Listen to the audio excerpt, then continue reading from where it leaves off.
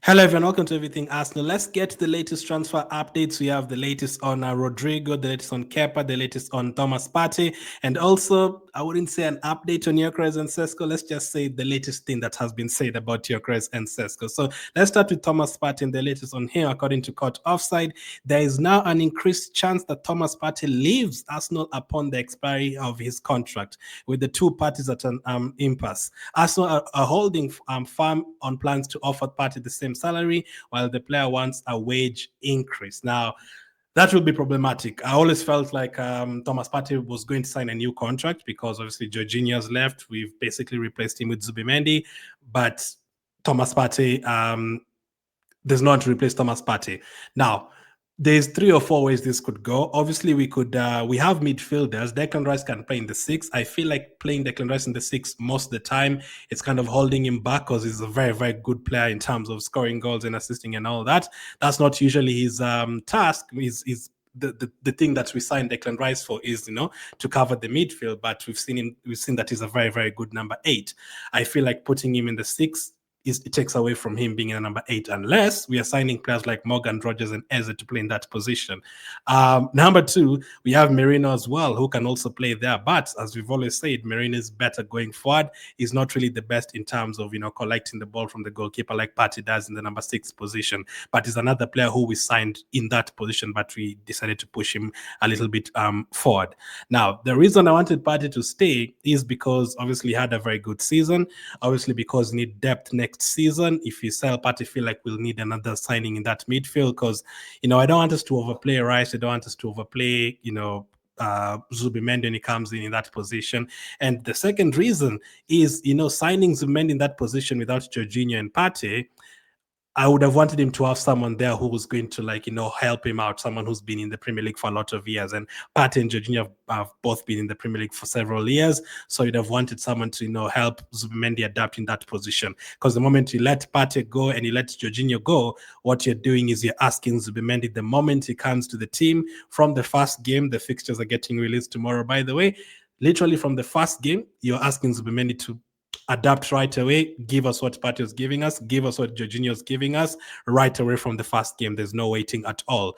So there wouldn't be any time to adapt at all for Zubimendi. And we are basically going to only have Zubimendi in that position, unless, again, you're going to sign a number 8. So it's only going to be Zubimendi and Rice, then no one in the number 8 position. So I don't think we had the opportunity. I don't think we're in a position right now to get rid of several players. A lot of people want Martinelli to go, Partey to go, Trossard to go, Zinchenko to go, Tierney to go, not Thomas, but Tomiyasu to go, Jesus to go. I don't think we're in a position to sell that many players right now. We not only have a problem in terms of quality, we also have a problem in terms of quality. We need like 24, 25 players in our squad, and we only use like 17 or something, which is not good enough. But there's a problem with the Thomas Partey situation, salary. There's an increased chance that Thomas Partey leaves Arsenal upon the expiry of his contract, with the two parties at an impasse. Arsenal holding firm on plans to offer Partey the same salary, while the player wants a wage increase. So looks like us don't even really want to offer him what he's currently on, and Partey himself wants a wage increase. That game against PSG, I always felt it was very, very important, that first leg, because after that game, Partey could easily just say, hey, when you didn't have me in the team, you guys really struggled against PSG. So, I want 2 more years, 3 more years with a wage increase. But because of his age and because of his previous injuries before last season, us are not going to offer him that.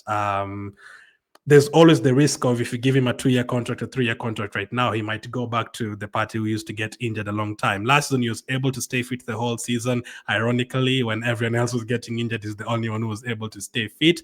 So I think that was that could have been great to award him a one more season to play next to Zubimendi in that role. We can allow ourselves to play a double pivot sometimes. That can allow us to change the formation and rest players like Declan Rice sometimes. That can allow the both of them to rotate. Jorginho didn't play that many minutes last season. We were using Partey a lot in that area. We were using Rice a lot in that midfield as well.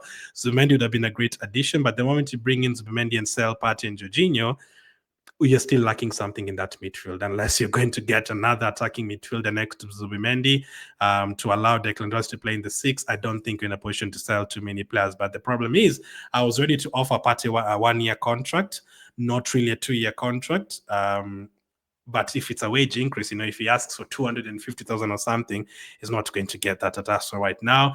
And there could be a head turn if he's linked to a team like Barcelona or Real Madrid. He could decide, hey, I played in Spain before, let me go and finish my career there. So I said I'm 70% confident Partey is going to sign a contract, 30% not so confident. But as of now, it's looking like a 50-50, to be honest. I can't say whether Partey is going to be here or not. Actually, 2 years ago, it was looking like Partey would go. And 2 years later, he's still here. So yeah, we've been linked to a lot of midfielders since 2023. We can go to Joao Neves, we can go to Bruno Guimaraes, should be linked to him. We've been linked to obviously Zubimendi for a long time as well. So it's looking like we were always trying to replace Jorginho and Partey eventually, obviously because of their age. But I feel like Partey deserves a new contract, at least 1 year. But let's see how it goes. We are definitely approaching the end of June, so let's see. Next up, let's talk about the latest on Rodrygo. According to Ben Jacobs, Arsenal hold a genuine interest in Rodrygo and have held an exploratory talks on the player side dating back to May. Understand Real Madrid want around 90 million. So that is what it is in the thumbnail, around 77 million pounds. And that is what it's going to take to sign players like Rodrygo. I'll keep on repeating that. You're not going to sign a player like Rodrygo who's going to, revolution. Oh my God, that word is always so difficult to say. Why is it so difficult to say that word? Revolutionary. How can I be able to say revolutionary but not revolutionize? Like, how that is so crazy. Like, how can you say the harder one but not the easier one? That is so crazy. But you know what I mean? It's going to change. Let's use easy English, man. Let's not use those tough words. It's going to change our left side position, basically our left wing position. So when you're getting a player like this, you're going to have to pay money for them. If you're trying to replace Martinelli and trying to replace Trossard and players like that, you're not going to replace them with 20 million pounds or anything like that. No. And I'm a firm believer of a position that you really need to, improve on. There's no problem with spending money on it. Right now, I'd not be happy if you went and said, okay, we're going to Crystal Palace, we're going to sign Mark Gay for 60 million and you're going to give him 300,000 per week. That doesn't make sense because you already have Gabriel and Saliba. We can't say, okay, we're going to go to Bruno Guimaraes at Newcastle, we're going to give him 400,000 per week. I wouldn't really be keen on that because you already have Declan Rice in that midfield position. But if you look at our striker position, there's no one. You look at our left wing position, that's a position we really want to improve on.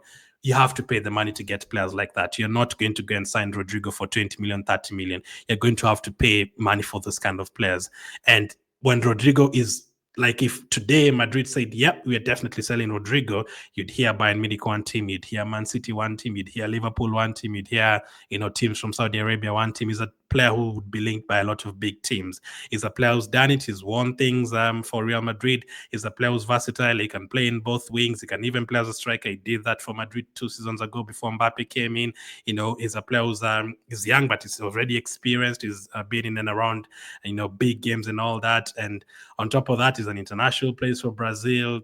Like, it just fits in very perfectly. He's a player who would want to leave Real Madrid because he's being played on the right wing when he prefers to play on the left wing. And we are a team that is looking for someone on the left wing and not really on the right wing because you already have Saka. So that would fit perfectly. So I think to change your team completely, like Man City did with Haaland, that basically led them to a treble. Signing a player like Rodrygo and adding a strike on top of that could be the difference between you finishing, second again without trophies next season and potentially winning 2 trophies next season. That could be the difference. A player like Rodrygo not only improves that position, he also improves other players around the team. Maybe Martinelli and Trossard become better when Rodrygo is there because, the competition is higher. Maybe the left back, whoever is playing there, Lewis Kelly, Calafiori, they form a partnership with Rodrygo and it becomes very exciting on that left wing. Maybe now you start saying, hey, the left wing is actually more exciting than the right wing at Arsenal. That is a surprise. Maybe it improves Odegaard's game because now you can pick out those passes in behind and all that. You have to change.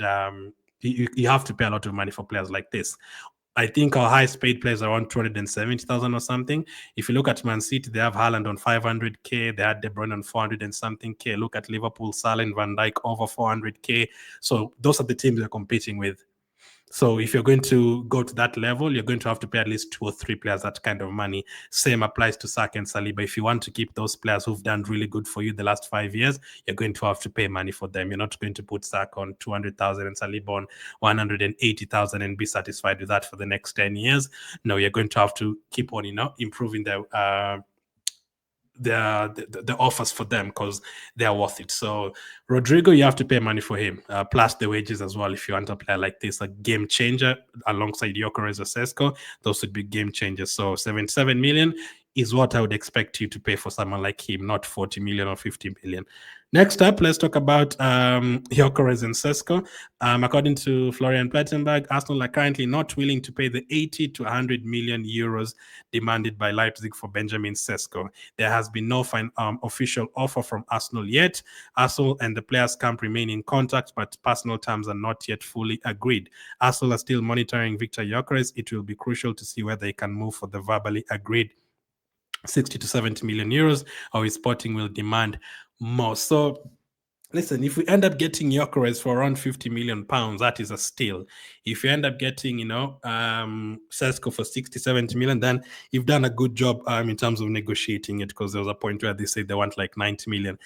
If you're trying to push the prices of these two players down, get one of them, and then that will allow us to sign and spend that money on a player like Rodrygo on the wing. And at the end of it, we have both positions.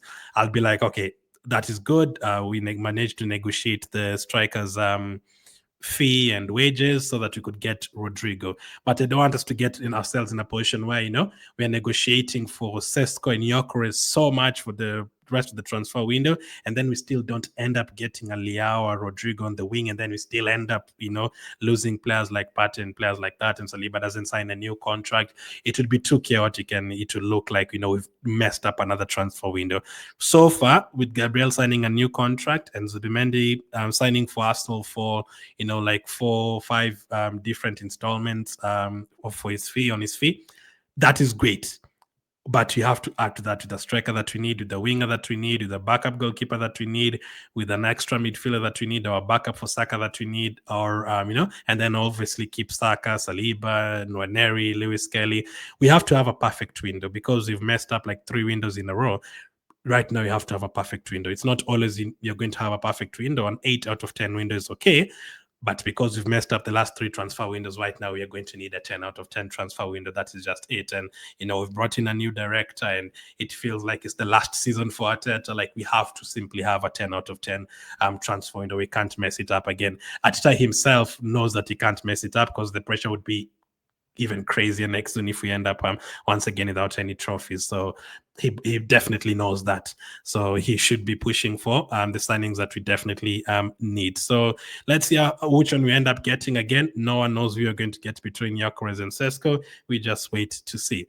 Kepa, according to Matt Law, Kepa Arrizabalaga to Arsenal is basically done. My initial information was he didn't want to be a backup, having been playing every week at Bournemouth. There was interest from some good clubs to make him number 1. So that surprised me that he would be up for that. So yeah, so Matlow says Kepa to Arsenal is basically done. Maybe there was a chance he could change his mind to go and be a first choice goalkeeper elsewhere, but he already had that. He's happy to join us and be a backup for Raya, and he's going to get games. I mean, there's games where he didn't want to play Raya in the FA Cup and in the Carabao Cup, but Neto couldn't play, so you're forced to play, a youngster who was like 16-year-old, 17-year-old. Who was it? Can I even remember his name? Yeah, the goalkeeper who played against Bolton. The name has disappeared, but yeah, we were playing young goalkeepers, and we had players like Setford on the bench. Neto couldn't even play. Having someone like a Kepa on the bench for 5 million, I think majority of Arsenal fans, even though we are signing him from Chelsea, people are able to stomach that, because it's only 5 million. That is absolutely fine. Get a backup goalkeeper who's experienced. He's played for Real Madrid there, Chelsea, Bournemouth recently as a first choice goalkeeper. We need him for the cup competition so that we don't have to play Raya for every single game. So you're wondering where that story had gone as well, because we've not heard anything about Kepa and Arsenal the last 10 days. But Matt Law says it's basically done. So this is the second player that we are being told that it's basically done. That is Zubimendi and also Kepa. So if those are done, then our focus should be on the forward line, because obviously we needed a backup goalkeeper, we needed a midfielder. But again, if Partey leaves, then we might need another midfield unless we have other plans for that number 8 position. So you can push Rice back to the number 6 area. So, and I don't think we can push Rice to the number 6 area anyway, because that will mean they're rotating. I think Zubimendi coming to this team is a starter, and Rice is a definite starter as well. So I don't think you can have the starter as the backup as well. Where do you rest Rice? What if Zubimendi needs to rest? The rotation has to be perfect next season as well. Not only the transfer window, the rotation and the minutes management next season, all of that has to be perfect next year. So we did a stream earlier. We talked about Nico Williams, Aaron Gordon, Reece Nelson, Xavi Simmons. Make sure to check that one, that earlier live show. I'll put it on screen right now if you're watching on YouTube. Let me know what you make of all that. Thank you for watching, and I'll catch up with you guys on the next one.